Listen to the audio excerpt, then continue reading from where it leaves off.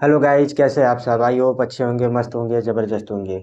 जैसा कि मैंने आपसे कहा था, यह सीरीज आफ्टर 12th या 12th के बाद क्या आपके करियर गाइडलाइंस के लिए मैं ला रहा हूँ। आज सीरीज का तीसरा लेक्चर है जिसमें हम बात करने वाले हैं यूपीसी नेट के बारे में। तो वीडियो को स्टार्ट करने से पहले यह वीडियो ज़्यादा से ज़्यादा लोगों को शेयर कर दीजिए ताकि वह भी इस इंफॉर्मेशन का यूज कर सके। तो चलिए वीडियो को स्टार्ट करते हैं बिना देर किए। यूपीसी नेट 2027 की कंप्लीट इन्फॉर्मेशन की बात करेंगे हम इस वीडियो में।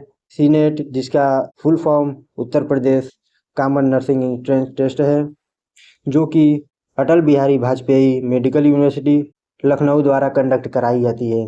यही वह अथॉरिटी है या कंडक्टिंग बॉडी है जो उत्तर प्रदेश में नर्सिंग एंट्रेंस एग्ज़ाम, काउंसलिंग और एडमिशन कराती है।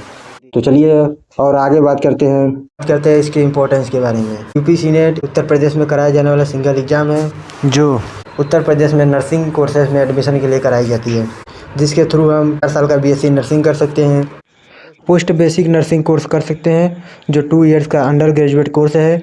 यह कोर्स जीएनएम डिप्लोमा करने वाले स्टूडेंट के लिए है जो पहले से जीएनएम कोर्स कर चुके हैं और रजिस्टर्ड है nurse and midwife state nursing council से।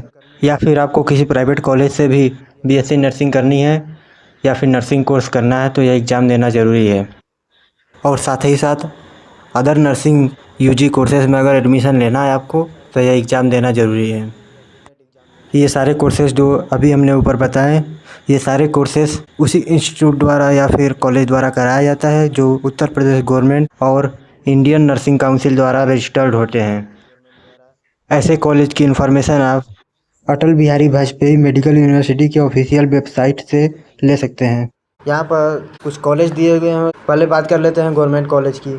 यहाँ पर दे रखा है King George medical university KGMU Lucknow, MLN medical college Prayagraj, GSVS medical college Kanpur, BRD medical college Gorakhpur, FM medical college Agra, other government medical college and nursing college.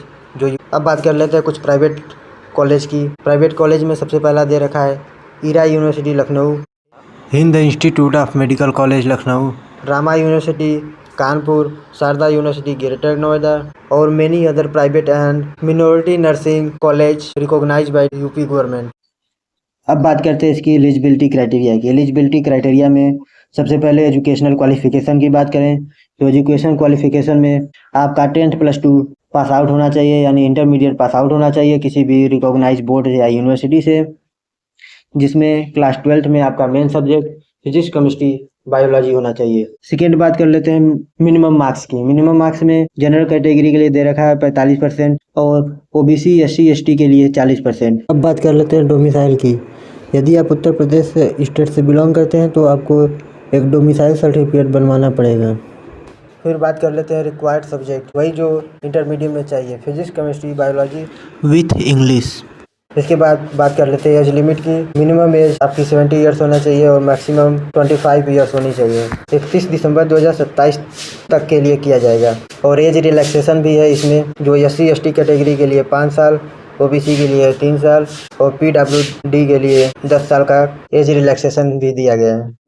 अब बात करें इसके एग्ज़ाम पैटर्न की तो टोटल नंबर ऑफ क्वेश्चन 120 होते हैं और टोटल मार्क्स भी 120 होते हैं। ड्यूरेशन ऑफ एग्जाम की बात करें तो 2 घंटा 20 मिनट का टाइम होता है। इसमें कोई नेगेटिव मार्किंग नहीं होती। MCQ बेस्ड क्वेश्चन आते हैं जिसमें 4 ऑप्शन मिलते हैं। मीडियम ऑफ पेपर देखा जाए तो इंग्लिश और हिंदी दोनों होती है। Mode of exam OMR base होता है, ऑफलाइन। सब्जेक्ट वाइज डिटेल देखा जाए तो 5 सब्जेक्ट होते हैं, nursing aptitude, physics, chemistry, bio और इंग्लिश। पांचों से इक्वल नंबर ऑफ क्वेश्चन मिलते हैं जो कि 24 होते हैं। 24 क्वेश्चन आपके नर्सिंग एप्टीट्यूड से, फिजिक्स से, केमिस्ट्री से, बायोलॉजी से और इंग्लिश से आते हैं। इस तरीके से सारे सब्जेक्ट का वेटेज इक्वल होता है 20-20%। बात कर लेते हैं एप्लीकेशन फॉर्म ऑफ फीस के बारे में। ये एप्लीकेशन डेट टेंटेटिव है, इसी के आसपास आपको यह फॉर्म देखने को मिल सकता है। ऑनलाइन एप्लीकेशन स्टार्ट होती है फरवरी 2027 में स्टार्ट होगी। करेक्शन विंडो आपका मार्च में खुलेगा और एडमिट कार्ड अप्रैल में आएगा। एग्ज़ाम आप मई 2027 में होगा। एप्लीकेशन फ़ीस की बात करें तो इसका एप्लीकेशन फ़ीस जनरल, OBC और EWS के लिए 3000 रुपये, SC ST के लिए 2000 रुपये और PWD के लिए 1500 रुपये है। एप्लीकेशन प्रोसेस क्या रहने वाला स्टेप बाय स्टेप यहाँ पर देख सकते हैं आप। सबसे पहले रजिस्ट्रेशन करेंगे, फिर एप्लीकेशन फॉर्म फिल करेंगे, उसके बाद डॉक्यूमेंट अपलोड करेंगे, फीस पेमेंट करेंगे, प्रीव्यू यानी सबमिट करने से पहले प्रीव्यू करेंगे, उसके बाद कंफर्मेशन पेज डाउनलोड कर लेंगे। अब बात करते हैं डॉक्यूमेंट रिक्वायर की जो आपको ज़रूरी है। सबसे पहली बात, रिसेंट पासपोर्ट साइज फ़ोटो होनी चाहिए, फिर सिग्नेचर, 10+2 यानी इंटरमीडिएट का मार्कशीट, हाई स्कूल का marksheet, caste certificate, domicile certificate, income certificate. अगर आप PWD कैटेगरी से हैं तो PWD सर्टिफिकेट, कोई आईडी प्रूफ जैसे आधार कार्ड, वोटर आईडी या फिर पासपोर्ट। अब बात करते हैं इसके सिलेबस की कि इसका सिलेबस क्या रहने वाला है। UPSC नेट का सिलेबस 11th-12th इंटरमीडिएट बेस्ड होता है। 11th-12th का फिजिक्स, केमिस्ट्री, बायोलॉजी और इंग्लिश आती है। मीन्स यह सिलेबस आपका नीट के सिलेबस से मैच करता है। लेकिन यहाँ पर इंग्लिश और नर्सिंग एप्टीट्यूड या एडिशनल सब्जेक्ट ऐड हो जाते हैं। इसका डिटेल सिलेबस मैं अपने टेलीग्राम चैनल पर डाल दूँगा, आप वहाँ से डाउनलोड करके PDF निकलवा सकते हैं।